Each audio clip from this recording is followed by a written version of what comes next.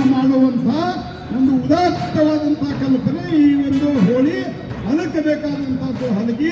ಆ ಹಲಗಿಯನ್ನ ಪ್ರಸಿದ್ಧಿ ಮಾಡಿದಂಥವರು ಇತ್ತೀಚೆಗೆ ಮಹೇಶ್ ತೆಂಗಿನಕಾಯಿ. ಆ ಜಗಲಿಗೆಯನ್ನು ಸ್ವಲ್ಪ ಮರಿತಾ ಇತ್ತು.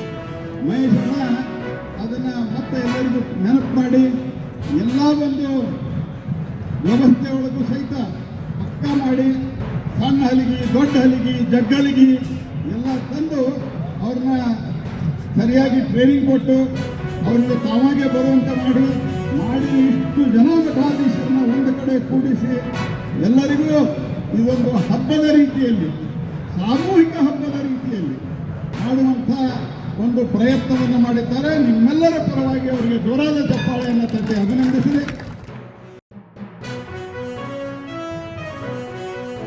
ಇವತ್ತು ಇಡೀ ಹುಬ್ಬಳ್ಳಿ ನಗರದಲ್ಲಿ ಆಗಲಿ ನಮ್ಮ ಕ್ಷೇತ್ರದಲ್ಲಿ ಇವತ್ತು ಬಹಳ ಒಳ್ಳೆ ರೀತಿಯಿಂದ ಇವತ್ತು ವರ್ಷದಿಂದ ವರ್ಷಕ್ಕೆ ಈ ಹಬ್ಬವನ್ನು ಆಚರಣೆ ಮಾಡುವಂಥದ್ದಾಗ್ತಾ ಇದೆ.